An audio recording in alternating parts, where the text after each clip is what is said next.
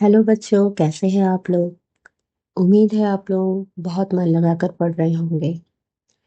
पिछली बार हम लोगों ने केमिकल रिएक्शन के बारे डिस्कस किया था कि केमिकल रिएक्शन क्या होता है। ठीक है।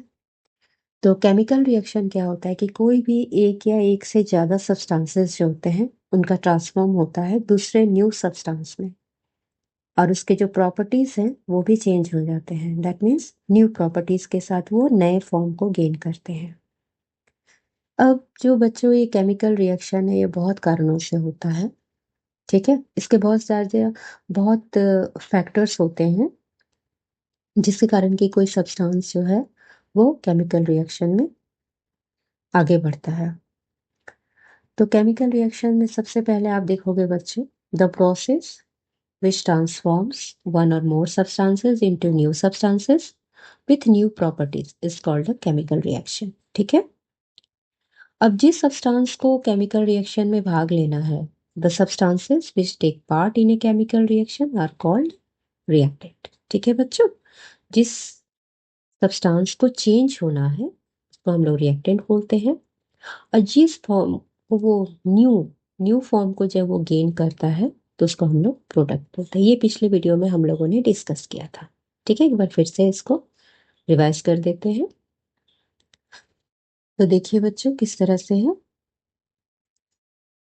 जिस सब्सटेंस को चेंज होना है दैट इज कॉल्ड सबस्ट्रेट, और जो उसको सपोर्ट करता है चेंज करने में that is called reagent, and जो हमें सब्सटेंस का न्यू फॉर्म मिलता है विथ न्यू प्रॉपर्टीज के साथ में वो प्रोडक्ट होता है। प्रोडक्ट जो है हम लोग हमेशा आरएचएस की तरफ लिखते हैं, यानी राइट हैंड साइड की तरफ, और जो भी रिएक्टेंट होता है वो हम लोग एलएचएस की तरफ लिखते हैं, यानी लेफ्ट हैंड साइड की। ठीक है बच्चों। सबस्ट्रेट मतलब जो कि मेन मॉलिक्यूल होता है जिसको चेंज होना होता है, रिएजेंट जो उसको चेंज करने में सपोर्ट करता है या हेल्प करता है। ठीक है। अब देखिए बच्चों, एक एग्जांपल ले लेते हैं, जिंक और डाइल्यूट सल्फ्यूरिक एसिड। ये दोनों का जब हम लोग रिएक्शन करवाते हैं तो हमें क्या मिलता है, जिंक सल्फेट और हाइड्रोजन गैस। ठीक है बच्चों। अब दूसरा जो हम लोग एग्जांपल लेते हैं वो है मैग्नीशियम रिबन का। अगर हम लोग उसको, that is reaction is called burning of magnesium ribbon. तो मैग्नीशियम को रिबन को अगर हम लोग जलाते हैं तो ये क्या करता है, एटमॉस्फेरिक जो ऑक्सीजन होता है उसके साथ में ये रिएक्ट करके कांटेक्ट करके ये मैग्नीशियम ऑक्साइड में चेंज हो जाता है। ठीक है। मैग्नीशियम रिबन जो है किस में चेंज हो जाएगा, मैग्नीशियम ऑक्साइड यानी पाउडर फॉर्म में ये चेंज हो जाता है। ठीक है।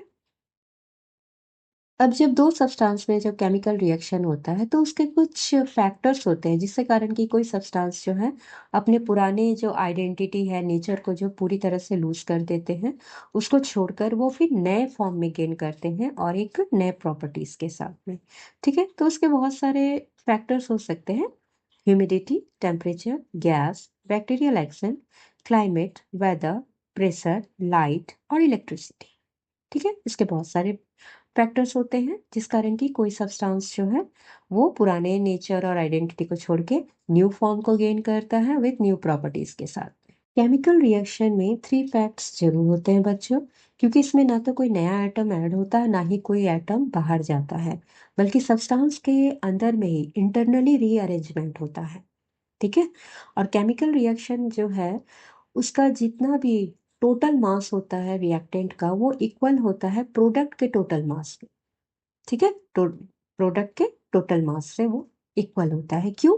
क्योंकि ये जो law of conservation of mass है ये उसको फॉलो करता है। ठीक है। आप लोग तो जानते हैं मास कांस्टेंट रहता है, इट इज नाइदर क्रिएटेड और डिस्ट्रॉयड। आप लोग जानते होंगे कि the law of conservation of mass क्या होता है। तो मास जो है कांस्टेंट होता है, इसका सिर्फ फॉर्म चेंज होता है। ठीक है। तो it follows the law of conservation of mass. The total mass of reactant equal to the total mass of the product.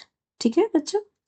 Before जितना रहेगा, रिएक्शन के बिफोर जितना रहेगा मास, आफ्टर रिएक्शन के बाद भी उतना ही मास रहेगा। It means total mass of the substances that means reactant remain constant before and after the reaction. ठीक है बच्चों। अब मान लेते हैं कोई एग्जांपल आप ले लो कि हाइड्रोजन और ऑक्सीजन जो गैसियस स्टेट में है और वो क्या बना रहे हैं, एक लिक्विड स्टेट का वाटर बना रहा है।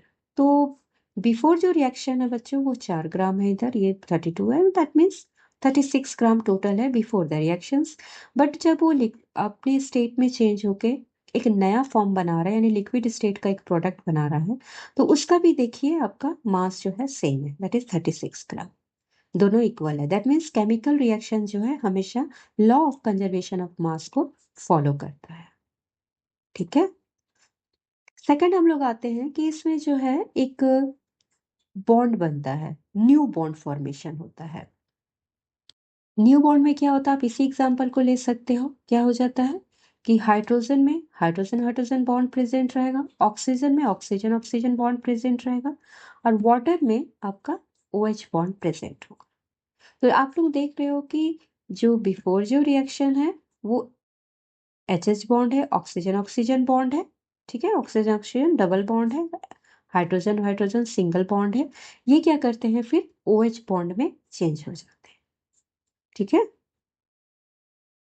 ये तो हो गया new bond formation. And third point is rearrangement of atoms. ठीक है, सब्सटेंस के इंटरनली स्ट्रक्चर में जो एटम्स जो है फिर से अरेंजमेंट होते हैं, जिस कारण के न्यू बॉन्ड फॉर्मेशन होता है, और इसी रीअरेंजमेंट एटम के कारण ही वे नया फॉर्म और नया प्रोडक्ट बनाते हैं विद न्यू प्रॉपर्टीज।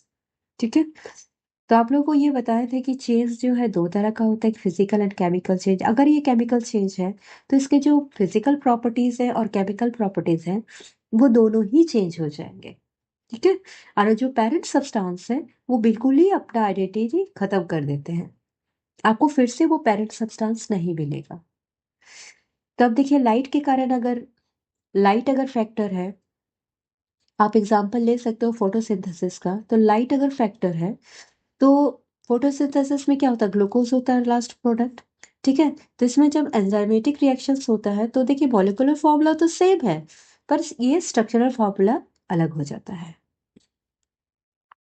ठीक है, क्या होता है कि इसके जो एटम्स होते हैं आपस में रीअरेंज कर जाते हैं, एक नया बॉन्ड का फॉर्मेशन करते हैं और रीअरेंजमेंट होते हैं। देख लीजिए कैसे होते हैं ग्लूकोज का। इसमें ये एल्डिहाइड ग्रुप होता है यानी CHO, ये एल्डिहाइड ग्रुप होता है बच्चों। और जैसे ही ये एटम्स रीअरेंज होकर कीटोन ग्रुप कर देते हैं तो ये फ्रक्टोज में चेंज हो जाता है। तो दैट मीन्स क्या होता है कि केमिकल रिएक्शंस में ये law of conservation of mass को फॉलो करता है। दूसरा नया बॉन्ड फॉर्मेशन होता है, और तीसरा होता है कि इसका एटम्स का रीअरेंजमेंट होता है। तो एटम ऑब्वियसली है बच्चों की, एटम अगर रीअरेंज करेगा तो उसके बॉन्ड भी चेंज होंगे। ठीक है, तो ये हम लोग का जो था फर्स्ट चैप्टर का थोड़ा सा इसको हम लोग रिवाइज कर दिए। अब हम लोग शुरू करते हैं, डिस्कस करने वाले हैं कि किसी भी सब्सटेंस में अगर केमिकल रिएक्शन हो रहा है तो आप उसे कैसे समझोगे।